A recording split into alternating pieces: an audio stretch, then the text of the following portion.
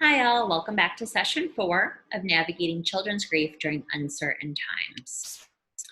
So to review the last few weeks, we've been talking about J. William Worden's 4 tasks of mourning. We've already covered T, to accept the reality of the loss due to the pandemic. E was last week, experiencing the pain of the loss.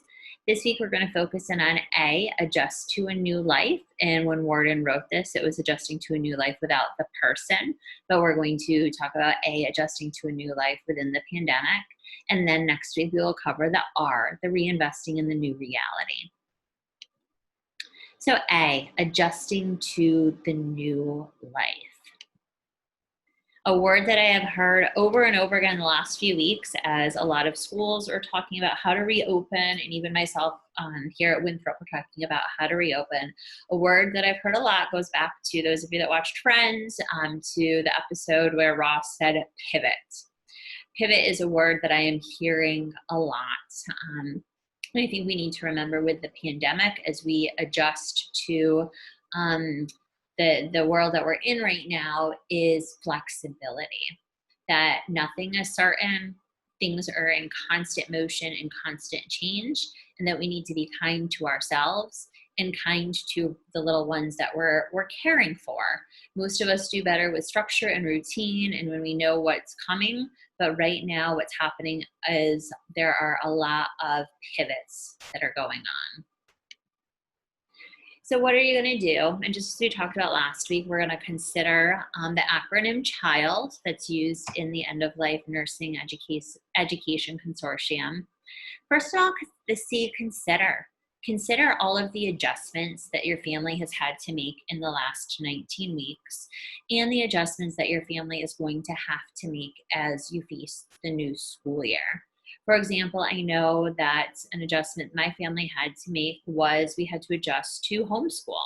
We had to adjust to getting kids' work done in the home while I taught classes in the home, while we still, tried to do the basics of running a home, of getting groceries when not everyone could go to the grocery store with me, of cleaning the house, of doing the laundry, of still making sure our physical and emotional health was being taken care of. I had to be honest. I had to be honest with my kids, and I had to ask them to be honest with me as well, that sometimes these adjustments that we were making were frustrating. I had to honestly, explain to my daughter that I can help her with division, but I can help her with division with the way I know how to do division. I didn't know how her teacher taught her to do division. I encourage my kiddos to, be honest with how they were feeling. I yelled a lot, unfortunately, because of frustration, because I'm trying to teach my classes while I'm trying to homeschool, while they're, had moments of real boredom. The involve, I think back to, those 19 weeks and where we were at, and involving the kids, and, there's not a lot open, there's not a lot to do, but these are the things we can be doing. These are the things we need to accomplish today. What works the best for you? And it was different for each of my kiddos. My son is more of a wake up in the morning and get started right away, get the schoolwork done. Where my daughter is more, she needs to slowly get out of bed, eat breakfast, take a shower, slowly get into things. So I had to involve them in the decision making because that gave them more of a sense of control. And I had to be willing to listen. I had to be willing to listen to what was working, what wasn't working for them. I had to be able to listen and hear them say to me, you're a terrible teacher. We miss our teachers. You might be a good teacher for your social work students, but you are a terrible elementary school teacher, which I get completely. And then D, do it over and over again. Just, keep considering, keep being honest, keep involving, and keep listening. And again, the picture here is back to school, with masks on. I know that we've all been adjusting a lot as we try to figure out what the upcoming school year looks like. And again, pivots have already happened, as we talked about in last week's sessions.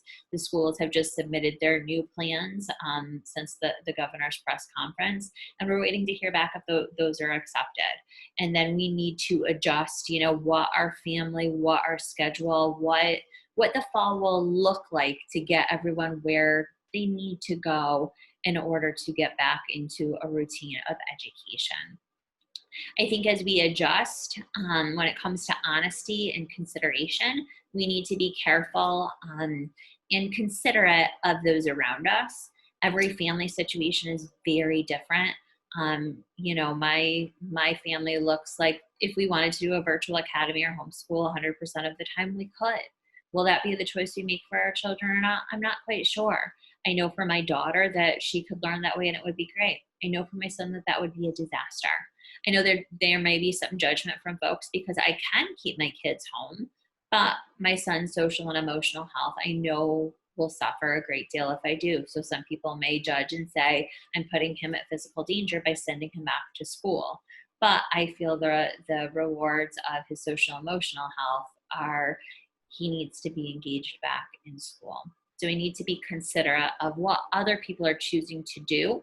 And remember that some people don't have a choice with their work schedules. They have to and they need to send their kids back to school to go back to, you know, accepting the reality of the loss that they can't afford to lose any more income and they need to keep their family afloat. Again, additional resources for you as you try to navigate this.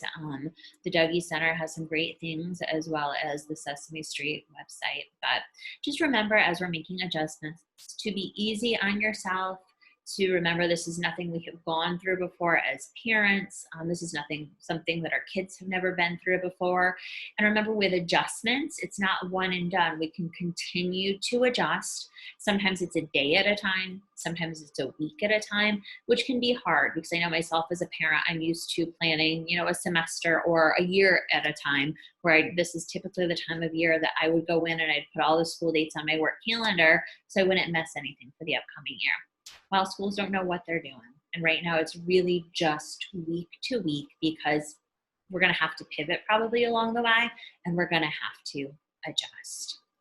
I hope that you join me next week for week 5, where we talk about reinvesting during the pandemic. Thank you. Have a good rest of your day.